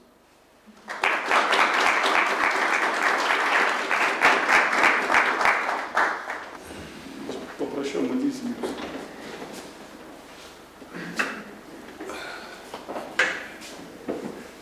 Tai gerai, tai aš, jeigu niekas neklausė, vienas vyrukas negalėjo atvykti į seminarą, jis yra Prancūzijai ir norėjo paklausti, kokia yra situacija biodujų naudojimo švarius vandenį, vandens valyklose, pavyzdžiui, Vilniaus vandenyse. Ar naudoja jas biodujų gamybai? Jos, konkrečiai Vilniaus vandenys, jie yra įsidiegę biodujų jėgainę. Tik, aišku, ten pas juos jie vėlgi yra įsidiegę naują technologiją, dar tam, kad tas prieš nuotekų dumblą tiekiant, na, jūs turite omeny apie nuotekų valymą, nesusidarantį nuotekų dumblą. Yra įrengta biodujų valykla, Jagnė, reaktoriai, tačiau jie ten tokia įsidegė naują technologiją prieš tiekiant nuotekų dumblą į bioreaktorių. Jisai dar pakaitinamas papildomai iki kelių šimtų laipsnių Celsijaus tam, kad pakistų jo, na, žodžiu, vidinė struktūra, tas vadinamas hidrolizės, tokia hidrolizės technologija. Ir aišku, kiek žinau, šiai dienai jie bioreaktoriuose naudoja, degina tas biodujas, tačiau būtent va šiuo metu, kiek žinau, jie turi problemų su ekonominiu atsiperkamumu, kadangi būtent tam, kad pakelt dumblo temperatūrą iki kelių šimtų laipsnių reikalinga daug energijos sunaudoti. Tai jie, taip sakant, norėjo kaip geriau, gavosi kaip visada galbūt. Aš, daktarė, jeigu galima, pridėsiu iš praktinės pusės, man situacija ta buvo žinoma ir aš iš pat pradžių, kadangi su aplinkos ministerija tenka turėti reikalų praktiškai nuo 2006 metų, kai jie svarstė tas visas idėjas ir investicijas, aš jų tada užklausiu, reiškia, kaip jūs planuojate pinigų srautus šito įmonėje, kadangi, man reikėjo tik tai vieno atsakymą, kad atsakytų, reiškia. Kaip sako, mes planuojam taip, reiškia, atiteka tas nuotekos iš miesto, reiškia, tai visi miestiečiai susimoko iš savo tą šudelį, reiškia, ne? Tada mes jau jį čia, reiškia, apdorojam, mes biodujas išgaunam, tas biodujas patys suvartojamam savo technologiniam procesui, sumažinam dumblo kiekį praktiškai apie 3 kartus, reiškia, tas yra labai gerai, ir turim likutį tokį, reiškia, granulės. Sakau, o tas granulės jau sausas, reiškia, čia kur jūs dėsit? Taigi čia puikus kūras, reiškia, čia mes jį parduosim. Sakau, žiūrėkit, reiškia, mano supratimu jūs niekam neparduosit, o už jų utilizavimą turėsit mokėti didelius pinigus. Ir taip savo verslinės skaičiuokit. Nes sudeginti tas, kas liko po nudujinimo, paprastuose renginiuose jokiuose neįmanoma, iš principo įmanoma tik tai atliekų deginimo fabrike, kurio Vilniuje po šią dieną nėra. O atliekų deginimo fabrikas, reiškia, jisai savo vėlgi piniginius srautus skaičiuoja labai paprastai. Jisai turi pinigų už tai, kad jam atveža ką deginti, nes niekas kitas negali sudeginti. Todėl jisai, reiškia, gauna pinigų už tai, ką deginti, ir jis gauna pinigus už pagamintą šilumą ir elektrą. Tai atsakau, jie galvoja taip, o jūs galvojat, kad iš jūsų pirks. Sakau, nepirks. Įvyko taip, kaip įvyko, reiškia, kadangi Europos Sąjunga, struktūriniai fondai reikia, reiškia, juos staigiai išleisti, kaip sakant, tai viskas išleista, iš tikrųjų nudujina tą dumblą, sumažina jo kiekį, tai yra geroji pusė istorijos, tačiau kas liko, reiškia, yra kaupiama iš principo, nežinant kur dėti. Kada nors, matyti, sugalvos. Lygiai tas pats yra Šiaulių mieste, ta pati istorija, reiškia, žodžiu, priimti sprendimai neuždarė rato. Visą laiką, reiškia, jums gyvenime, sprendžiant kažkokią technologinę problemą, visą laiką siūlo galvoti iki pat galo. Reiškia, kad ratas užsidarytų logiškai ir geriausiai, jeigu ekonomiškai pateisina. Tada bus sėkmingi savo sprendime, savo galbūt versle, reiškia. Jeigu ne, tai atsitiks taip pačiai. Jūs teisus esate, reiškia, nepabaigė. Šiaip aišku, teko ten Vilniaus vandenyse būti ne kartą, ten toj valyklo, aišku, ten investuota ten keli šimtai milijonų. Aišku, viskas gražiai sutvarkyta, padaryta, tokia pavyzdinė demonstracinė dujų perdirbimo renginiai ten, svečius iš užsienio, taip sakant, mėgsta atvežti, aplankytų, kad ten pažiūrėtų. Bet aišku, iš ekonominės, kaip ir minėjo kolega, kažkur tai prašovė šitą vietą. Prasmė mums kiekvienam Vilniečiui yra tokia, kad, reiškia, už tą visą grožį ten sudėtą, kuris iki galo neveikia, ne? Mes po lišną litrą už vandenį susimokam. Tokia prasmė. Prašau. Ar reikia nepamiršti, kad sprendė kvapų problemas? Ne, tai sakau, dalis problemos įspręsta ir čia bet kokiu atveju žingsnis pirmin, palyginus su to, kas būdavo anksčiau, reiškia, tai be jokių abejonių, reiškia, čia 8. Jo, šitą vietą. Pusė Vilniaus skundėsi kvapais. Tarkim, ypač Lazdynai, Karoliniškės, taip, retkarčiais dar atbilda tie kvapai kitų rajonų, tai yra dar ten niuansų, kadangi ten jie dalį dumblo dar vykdo ir kompostavimo būdų utilizavimą, techninį kompostą tokį gamina, kuris irgi toks, kaip ne tai, kad abejotinas, jisai maistiniam kultūrom netinkas, nebent, tarkim, užsodinant žolę pakelėse, reiškia, tokiose vietose tinka, bet jokių būdų ne pomidoram saugu. Na, ten jau tą kompostą jau jie apdorotą gamina iš bioreaktorių, paskui yra skysta, atskiria kietą nuo skystos masės ir jau iš tos kietos, taip sakant, masės. Kokios perspektyvos tų mažųjų valyklų, pavyzdžiui, ten miestelių, ten 2000 ar ten iki 10 000 su tuo dumblu, kažkokie daryti tyrimai, reaktorius? Tai aš kiek žinau, tai investicijos vyksta, ten, kaip sakant, tie, kurie negamina biodujų, eina kompostavimo būdu. Teisingai, reiškia, pagrindai, nes kompostavimas yra žymiai pigesnis, reiškia, investicijų požiūrių sprendimas. Ir jeigu nelabai didelis kiekis to dumblo, tai jisai yra kaip ir pasiteisinantis. Nes kai žinia, sakykime, tos jau mažos valyklos, kaip minėjo, 2000 gyventojų, be abejo, ten susidarantis dumblo kiekiai nėra tokie, iš kurių, kad pastoviai vyktų, nes bioreaktoriai turi būti pastoviai substratas tiekiamas, iškraunamas ir panašiai. Tai yra, sakykime, būtent naudojami tie kompostavimo aikštelės, tos vadinamos, būtent kompostavimo technologijos daugiau tiekiamas.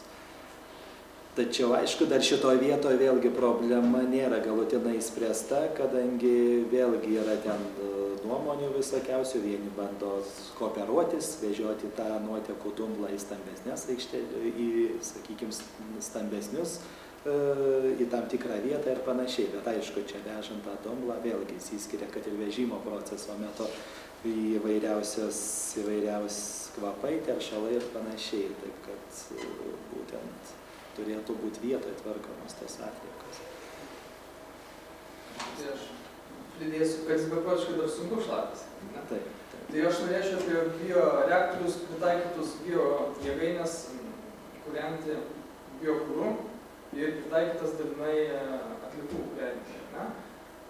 Su biokuru tai viskas aišku, kaip ir tenais tuos, sakykime, teršalus nesudegusius kaminai kaip ir nufiltruoja. Kaip būna su atliekom susidarant tie lakiusios dujos, dioksinai. Dioksinai, furanai ir kitokie baisus dalykai. Jo, tokie baisus dalykai iš esmės. Taip. Bet klausimas kaip yra. Aš žinau, kad yra tam tikri filtrai daromi ir panašiai, bet jie šlaukų kemšasi, vėlgi gamybos kaštai kainuoja ir kiek yra tiesa, kad į atmosferą nepatenka ir, sakykime, ar tai skaičiuoja į kilovatvalandas galutinę kainą, tuos, sakykime, filtrus, brangius. Ne.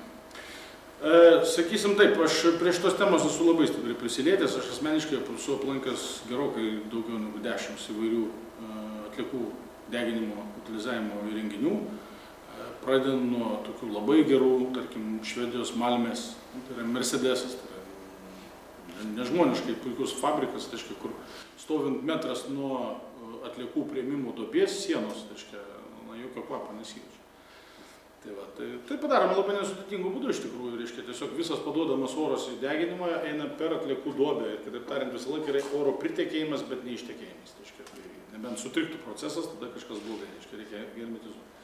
Tai galiu taip pasakyti, kad iš tikrųjų ES reikalavimai atliekų deginimui yra iš tikrųjų labai griežti. Blogo atliekų deginimo fabriko, jeigu yra normali kontrolė priežiūra, nekorumpuota sistema, pastatyti ES neįmanoma. Todėl, kad jo nieks neleis atidaryti. Aš esu matęs ir tokių. Tiesa, priežastis buvo kitokios. Vokiečiai, dabar jau neatsimenu, kuriam mieste, milijardą markių, dar tuometiniais pinigais markiam, sudėjo į atliekų deginimo fabriką ir nusprendė, kad neeksploatuos. Buvo Vokietija ir Austrija. Žmonės tiesiog nusprendė, kad nereikia.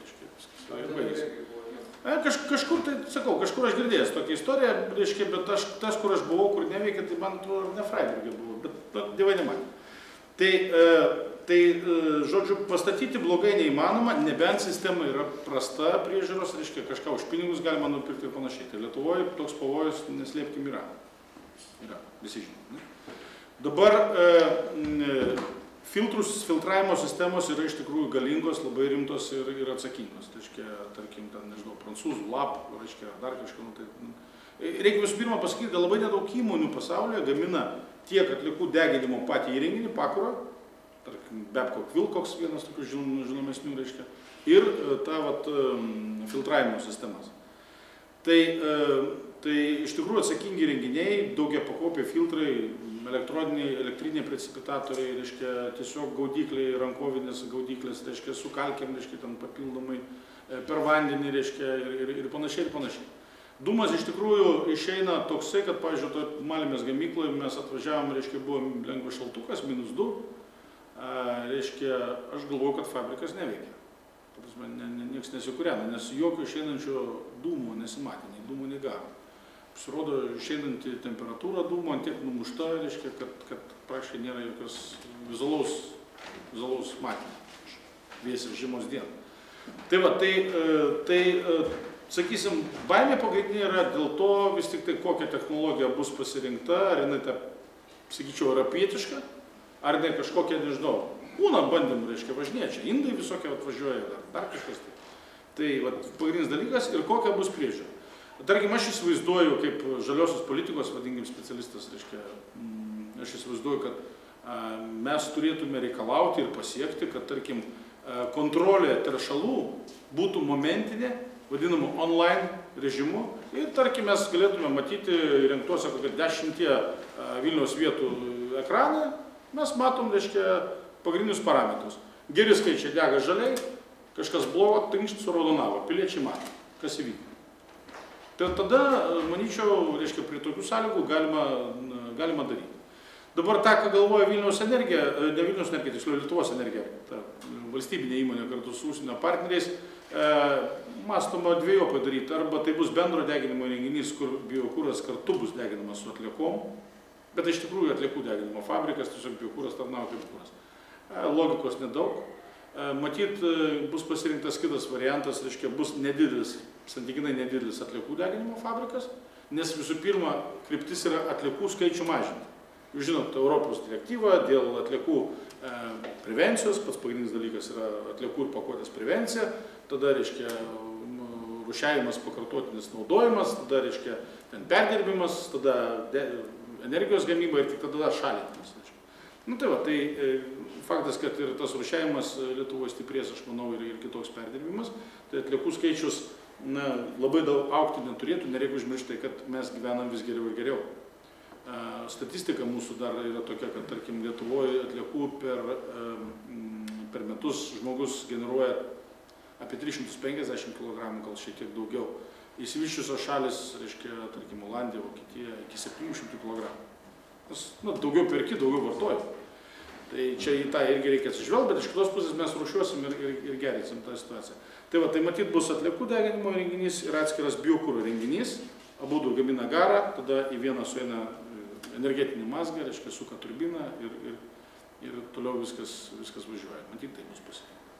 Tai aš manyčiau, kad galima išvengti, galima iš principo, nes jeigu žiūrėti grinai skaitinę vertę, išmetalai iš atliekų deginimo fabriko yra mažesni, normuotai leidžiami mažesni, negu iš elementarios, reiškia, mazutų kūrenamos įkainos. Taigi, taip tariant, jeigu mazutas Vilniaus energijoje nekūrenamas, o jį pakeičia atliekos ir viskas tvarko, tai tada tarša Vilniuje sumažėja. Šis išmetalas yra, tas jų nusodinimas yra visiškai paprastas, elementarus. Jį fiksuos sunku, kaip sakykime, ten sunkiosius metalus, aerozolio dalelės ir panašiai, bet problema yra, kaip sakiau, su tais karšto degimo proceso metu dioksinas atsirandančiais, jie yra lakus ir yra sunkiau fiksuoti. Būtent ten problema yra, nes, sakykime, nieks nemato, kvapą neužuodžia, ne? O kažkur įsibarsto aplink.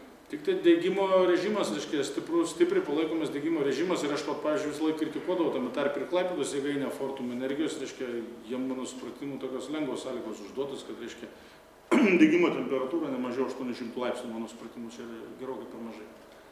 Turėtų būti daugiau. Ja, šiaip, aišku, norėčiau dar papildyti, kas liečia Klaipėdą irgi, mes turim pavyzdį, šiuo metu bent jau tenka, aišku, bendrauti su tai žmonėm, kurie atlieka tyrimus būtent ir Klaipėdos, tai nėra kažkokios suinteresuotos grupės, aplinkosaugininkai, tačiau būtent kažkokio užterštumo tikrai išmetamų kiekių praktiškai vertės artimos nulinėms vertėms. Pačios stebėsi, kaip, sakykime, deginant atliekas, būtent praktiškai šiuo metu, aišku, sunku pasakyti, kaip ten veiks po 5 metų ir panašiai, bent jau šiuo metu tikrai neužfiksuota. Antra, mes patys Vilniaus Gedimino technikos universitetas atliekam aplinkos oro monitoringą Klaipėdos rajone, Klaipėdos krašte. Irgi matavom ir anksčiau, ir dabar atliekam, tačiau kažkokio tendencijos padidėjimo, taršos padidėjimo tiek kietosiam dalelėm, azoto, sieros oksidais, tiek lakiais organiniais junginiais, BTX vadinamais, irgi nefiksuojam kažkokio padidėjimo. Tiesiog viskas yra kaip praktiškai buvo. Na ir trečia, dabar jau einama prie to, kad kiekvienos katilinės energijos įmonės turi turėti monitoringavimo aplinkos sistemą. Tai sakant, jeigu turi katilą, turi įsirengti daviklius ir nuolatinius, matuoti nuolat taršą stebėti. Na ir aišku, po to jau yra ir jos kontroliuojančios institucijos, monitoringo aplinkos stotelės ir panašiai. Taip pat turi vykdyti monitoringą tiek katiliai stacionaraus šaltinio, tiek ir aplinkoje, aplink tą katilinę esančią turi samdyti akredituotas arba testuotas įmonės, kurias išmatuotų. Aš sakyčiau, kad didesnė problema Lietuvoje šiai dienai yra ne su šitais įrenginiais, kurių turim vieną ir dar maksimum 2 turėsim. Didesnė problema yra su privačiais namais, kurie savo pasenusiuose šildymo, senuose šildymo technikoje, senuose pečiuose, katiluose, reiškia, nežinau kame, židiniuose, kūrena bet ką, bet kaip. Jūs šaltą žiemos dieną, reiškia, pažiūrėkite Vilnių iš aukštai, tarkim, iš, tam, nežinau, Europos, to kažkurio tai aukšto, to Lietuvos viešbučio, kažkurio tai aukšto, jūs ką pamatysit? Žvėrynas, senamiestis, migla, ištisinė. Nuvažiuokit ten, pajausit kvapą, fiziškai. Tas pats Kaune, tarkim, Viliampoliai, Aleksote, kurie tų senųjų privačių namų kvartalų. Kas nori ten deginamas? Jau nekalbu apie tai, kad šlapios malkos deginama katiluose su labai ypatingai žemu naudingo veikimo koeficientu. Reiškia, ten grubiai tariant, neefektyviai naudojamas biokūras malkų pavidale. Reiškia, daugiau pusė šilumos per kaminą. Bet ten dega sedibatai, padangos, šiukšlės, petbuteliai. Va ten yra iš tikrųjų didžioji problema. Ir su to iš tikrųjų reikia kovoti. Pradėti nuo savęs, aš pačiam taip nedaryti. Gerai, prašau.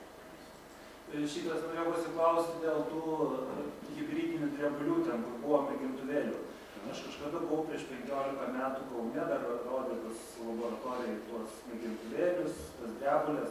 Ar išsivystė koks nors tenais plantacijos kokios iš tų drebulių, ar yra perspektyvų šių? Aš kadangi savo snapą mėgstu visur kišti, tai aš irgi turiu patarimą su šito dalyku. Reiškia, aš finansavau maždaug 1,5 metų irgi tam pačiam miškų institutė, Girionyse programą, pagal kurią viena mokslininkė rožės in vitro, reiškia, mėgintuvėlėje augino ir daugino. Ta prasme, rezultatas būdavo tokio dydžio labai graži, labai nuostabi rožytė, kurią mėgintuvėlė galėjai savo, pavyzdžiui, draugiai padovanoti. Mintis buvo, kad mes, reiškia, užversim visą Lietuvą ir pasaulį šitom rožytėm, nes tai būtų egzotika, nerealiai. Bet dėja, reiškia, stabilumo nebuvo. Tai rožytės būdavo, tai nebūdavo. Verslo daryti neišėjo. Tai va, jeigu mums būtų sekęs, tai mes būtume be abejo visų pirma Stelmužės atžalą planavę, reiškia, ir pridarę žaliukus Stelmužės tokių vaikelių. Nes tai atžalas sensta, matote, jau paramtystytom šakom nugriustų. O apie hibridinės drebulės viskas gavosi. Lietuvoje yra apie 1500 hektarų plotas, kuris užsodintas hibridiniam drebulėm. Vysto šitą reikalą mūsų asociacijos narys, UAB Euromediena.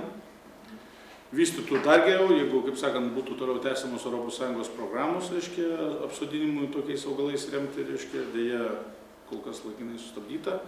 Tai va, tai kalbant apie energetinės plantacijas, dvi populiariausios rūšys, reiškia, Salix grupės augalai, karklai ir hibridinės drebulės, Lietuvoje vystosi bendroji suma apie 3000 hektarų.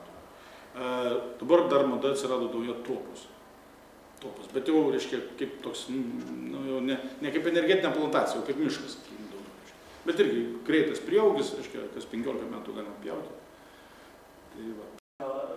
Žaliava, kokia įmama pagrindinė iš biokūrui, kaip sako, plantacijos, šiaip, nu, dauguma tokia... Plantacijos industrinės reikšmės neturi jokios. Šis klausimas gal yra tas aplinkosauginis požiūris, kad palikti tos medienos ir miškų ir... Vienareikšmiškai. Ar yra tas kažkokia riba, kur paliekama? Vienareikšmiškai, be abejo. Ir jūs esate visiškai teisus. Reiškia, yra nustatyta taisyklėmis, miško kirtimo taisyklėmis, kad iš tam tikrų augavičių, tarkim, sausų augavičių, smėlingų, be augmenijos, reiškia, privalu palikti tam tikrą mirusios medienos kiekį. Ir, tarkim, iš ten miško kirtimo atliekos net neišvežamos. Tai taip yra. O šiaip apie žaliavą šnekant, tai esminės žaliavos rūšis, kas be abejo malkinė mediena. Kaip sako, rastus jūs degina. Nu, ne rastus. Malka visų pirma, prieš tapdama malka, jinai ir yra rastas, bet tai yra žemiausios kokybės, kreiva, šleiva, pamėlynavusi, reiškia, tam tikrų rūšių mediena, kuri tinka tokiam industriam deginimui. Tai malkinė mediena, miško kirtimo atliekos, lentpjūvystės atliekos, medienos perdirbimo atliekos. Tada šią dieną labai populiaru, kadangi jau 20 metų praėjo nuo nepriklausomybės ir 100 000 hektarų Lietuvoje dar nenaudojami, užauga savaiminukais. Dabar pievas, reiškia, valomos, šniuojamos, reiškia, yra tų pilna žaliavos, sakau, nėra kur dėti. Toliau ne miškininkystės mediena. kelių apsauginės zonos, geležinkelių apsauginės zonos, dujotiekių trasų apsauginės zonos, elektros trasų apsauginės zonos. Kasmet reikia, ne kasmet, kas keli metai reikia valyti ir valyti ir valyti. Tai va, tos medienos yra per akis. Kas greičiausiai atsinaujina? Čia žilvičiai ar sakysim, jeigu kalbėti, matavimas yra, reiškia, kiek kubinių metrų medienos hektarė per metus priauga. Tai Lietuvos vidutinis, reiškia, prieaugis yra maždaug 8 kubiniai metrai per metus arba maždaug 17 milijonų kubinių metrų per metus priauga. Va, energetinės plantacijos arba energetiniai augalai, be abejo, jie turi savybę priaugti greičiausiai, nes jie tam sutverti, jos mokslininkai būrė 10 metų, kol išrado tokius klonus, reiškia, kad jie greičiausiai auga. Tai vat, natūralu, kad tai yra energetinių plantacijų mediena, reiškia. Bet ir šiaip Lietuvos miškas yra gan produktyvus, 8 kubai per metus hektarė, ne tai blogai, kai turim galvoje, mes turim iš 2 milijonų hektarų miško žemės. Bet vis tiek niekad kažkada tai baigsis. Kodėl? Kaip be abejo baigsis. Nu kaip, tai baigsis. Taigi, ašgi sakau, kad nesibaigs. Kiekvienais metais, reiškia, medienos pas mus tik daugėja. Reiškia, mes papildomai kiekvienais metais apie 1000 hektarų žemės susodina miškų. Miškingumas Lietuvoje didėja. Procentais teritorijos didėja, jau beveik 34%. Ne? Mediena auga, tu ją nukerti, bet nauja auga. Jeigu tu jos suvartoji mažiau negu išauginėjau, tai yra Lietuvos realiai faktas. 17 milijonų kubinių metrų priauga, per metus sunaudojame apie 7,5 milijonų kubinių metrų. Sunaudojam 50%, mažiau negu 50% prieaugą iš tikrųjų. Dalis teritorijos apie 10% yra ne ūkiniai miškai, iš viso negalima naudoti medienos. Plus, vėlgi, mūsų transformacijų realija, apie 10% miškų vis dar rezervuota grąžinti savininkam, tokie, sakykime, bešeimininkiai, ten nebent vagystės vyksta miško. Šiaip nieks nieko nekerta, nieks nieko nedaro, nes nei urėdijom priklauso valstybiniam miškam, nei privačiam savininkam. Tai situacija yra tokia, nebijokit, tikrai, niekas niekur neišnykstas Lietuvos miškas, kad jisai keisis, taip, faktas. Ateis kažkada tai laikas ir mes galbūt kai kas su liūdėsiu žiūrėsim važiuodami į Druskininkus, kad po kairę, po dešinę pušynai, kaip sakant, iškirsti tie gražus. Nors jiems dar toli gražu, jie dar prieaugio stadija. Bet, nu, taip yra. Tai yra toks gyvenimas, žmogus irgi gimsta ir miršta. Ramiai reikia žiūrėti šitą dalyką. Aš turiu klausimą būtent antram kalbėtojus. Tai paskutinį patikti smarkiai pareiškia, kad būtent biokuras nugalėjo Gazpromą, tačiau realiai gamtinių dujų kaina pradėjo nukrito po geresnė tik pastačius skystintų terminalą. Kodėl mano biokuras negalėjo skurti konkurencijos pakankamos dujoms tam, kad jų kaina kristų? Ar tai yra kiekis per mažas tiesiog mūsų ekonominimas ar kažkokios kitos priežastys? Taip, sakysim taip, kadangi Lietuva buvo baudžiama už savo tam tikrą politinę orientaciją, tai Gazpromo ambicijos neleido jam elgtis ūkiškai, ekonomiškai pamatuotai ir taikyti teisingą, sąžininką dujų kainą. Kaip žinia, jinai buvo užaukštinta eilę metų iš eilės, keletą metų iš eilės, dėl ko Gazpromas susilaukė ir arbitražo. Aš negaliu pasakyti, ar tai yra independence, reiškia, terminalo faktorius vienareikšmis, kad dujų kaina Lietuvai sumažėjo ir tame tarpe iš to Gazpromo. Negaliu pasakyti. Galbūt taip. Ir tada tokiu atveju, reiškia, dujų kainos sumažinimas Lietuvai yra baudžiant Lietuvą dar ir už independenso pasistatymą, nes šiandienai independenso dujos yra brangesnės negu dujos iš vamzdžių iš Gazpromo.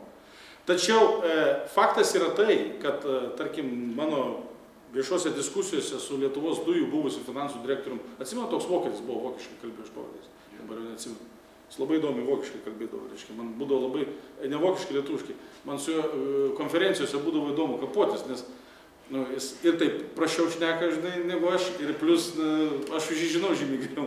Tai viešai, žinai, sukapot Gazpromščiką, nesvarbu, kad jis vokietis, būdavo labai įdomu. Milleris? Ne Milleris. Milleris tai čia yra tas rusų vadas, Gazpromo vadas. Tai faktas yra tai, kad jisai man jau po tų visų batalijų, taip žinai, mes palengvai ir susidraugausiu. Sakė, tu nepatikėsi, mes prašom Gazpromo, reiškia, mažinkit kainas, biokuras ima rinką, bus blogai, reiškia. Nu, jam ambicijos neleido, reiškia, dabar finalė, reiškia, kai jie dar independence atplaukė, tai dabar jau leido. Bet esmė yra ne tai, esmė yra tai, kad mes dujų iš principo energetikai nevartosime. Čia yra esmė. Šildymų nevartosime 100%, nes tai yra totaliai aišku. Elektrai mes taip pagaminsime apie 20% iš biokūro. Tarkim, manau, ateityje, nors dabar tik apie 6-7%, bet ateityje bus koks 15-20% vėjo energetikos. Dabar yra apie 4,5 hidro, nu tai va, jau turim 44. Na, saulės galbūt šiek tiek prisidės, o šiaip po 30 kokių metų, aš manau, saulė bus vyraujanti energijos rūšis, nes natūralu, jeigu saulė per dieną duoda tiek energijos, kiek žmonija suvartoja per metus, tai čia transformacijos tik klausimas.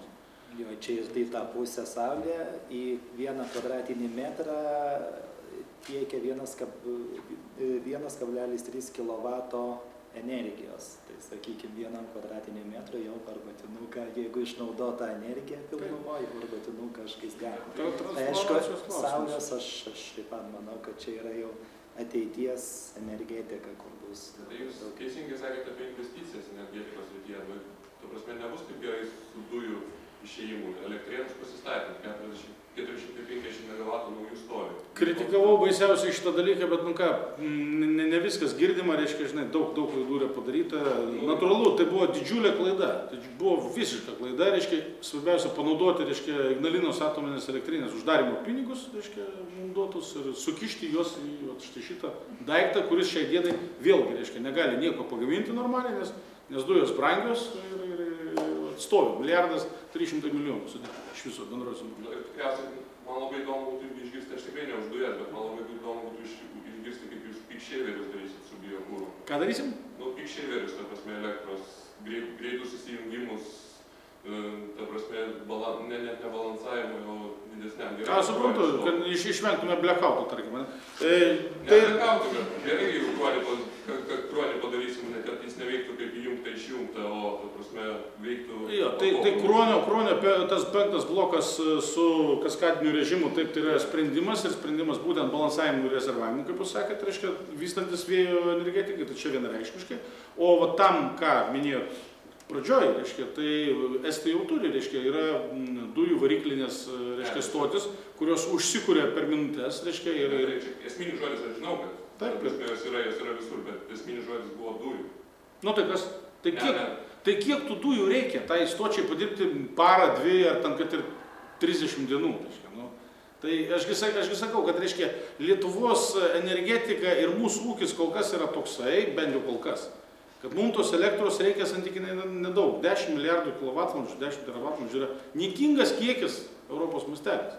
Todėl, kad mes esame ne industrinė valstybė, mes apsišviečiam labai silpnai, bet ačiū Dievui, dabar technologijos naujos ateinančios leis mums nedidinant elektros vartojimą šviesiau gyventi, aš to tikiu, reiškia. Tai va, tai čia didelės problemos nėra, o tas dujų, nu mes turim bendroje sumoje, aš vis tiek tikiu, kad Lietuva, Latvija, Estija susitars dėl to Inčiukalnio, reiškia, ir dėl visko. Susitaras, 17 metais Gazpromą ir iš Latvijos išvarys. Estai su lietuviais jau pasitvarkė, išvarys ir iš Latvijos, viskas bus gerai. Klausimas dar vienas, kuris aišku irgi, prasme, bet aišku neturėjo būti sprendžiamas jis independence, o kaip nors, prasme, perkeliant vartotojams, bet jūs, kai sakot dujų suvartojimus ir sakot 2,5 milijardų, 3, nu tai ten 30, jeigu šiltesniais metais 40% energetinio suvartojimo. Tai iš ko Achema tik tai ir turėjo susimokėti už tą terminalą. Ne, tai energetinio suvartojimo šiandien yra dauguma, nes Achema vartoja iki 1,5 milijardo kubų, reiškia, 1,1 naudojame energetikoje, bet dabar tas skaičius skris iki kelių šimtų milijonų. Tai aš, ta prasme, tiesiog sakau, kad, nu, ta prasme, tai, dujų mes... Žiūrėkit, nu, kai jūs mane išrinksite valdžią, kitais metais, pavyzdžiui, ne, kai aš balsuosiu į Seimą, va, tai tada gal tokių nesąmonių ir nebus, reiškia, mes tą sakėm iš anksto. Ir amžinatilsį daktaras Lubys diskusijos su manim man aiškiai, kaip sakant, dėstė savo planus, nes mes, ačiū Dievui, buvom labai gerai pažįstami, dėstė planus, kaip jisai už 600 milijonų litų būtų pastatęs terminalą, kurio pilnai būtų užtekę Achemai, likučio būtų užtekę besikeičiančiai Lietuvos energetiniai sistemai, 25% investicijų būtų atėję iš Achemos, bet kažkodėl tai vyriausybei tada nepatiko. Kodėl nepatiko, nežinau, gal, kaip sakant, kad ne tie darė ir ne tie paskui nulydė pinigus. Vietoj to pastatėm terminalą, kuris finaliai kainuos 2,8 milijardų. Tai, žiūrėk, tokių pavyzdžių yra. Yra Elektrėnai, yra terminalas, yra Vilniaus stadionas, galiu aš jums surasti daug. Bet čia jau perėsim į politiką. Šiandien nevoliu tai tokio tikslo. Gerai, tai aš manau, kad viskas. Tikriausiai gerai baigti.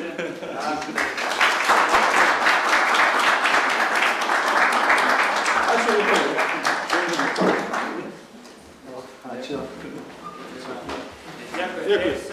Kas domisi tom temom, Biokūras LT, Žalioji politika LT, visi kiti tinklapiai. Mano viešai yra elektroninis paštas, užduokit klausimus, migligim protą, pamokykit.